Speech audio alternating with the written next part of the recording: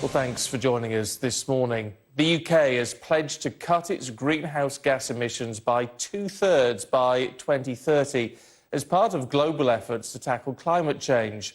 Boris Johnson says the ambitious target will see the UK cutting emissions at the fastest rate of any major economy so far. Campaigners, though, warn it doesn't go far enough and are calling for faster action to combat rising temperatures.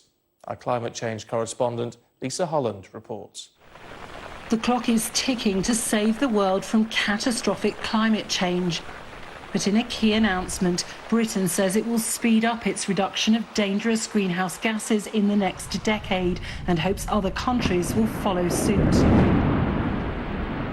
Under the Paris Agreement, almost all countries say they'll put forward new targets for cutting emissions called nationally determined contributions. The UK has currently reduced its emissions by 45% since 1990. In a previous pledge, it said it would cut them by 53% by 2030. Now the UK has declared its new NDC will cut 68% of emissions within a decade. The legally binding target is to reduce emissions overall by 100% by 2050 to reach net zero. Britain is out ahead of most of the other big nations. It's committed more than the EU is likely to do. It's more than the US is likely to be able to do. It's certainly more than the likes of Australia have done. But Britain's promises can't come quick enough for countries like Bangladesh, this year once again battered by cyclones and floods.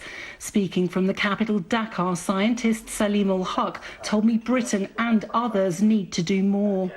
We are at the end of receiving those climate impacts, so they may like to pat themselves on the back, and we have to acknowledge they've done a bit. It's not that they aren't doing anything, but they're simply not doing enough. And the enough is what matters. It is whether they can affect the impacts on the climate on the most vulnerable countries and communities, and they're not going to be able to do that. The way we live our lives is changing so we can reduce the amount of greenhouse gases we produce. It's hoped the UK's promises will trigger a new round of global commitments to turn the tide on climate change before it's too late. Lisa Holland, Sky News.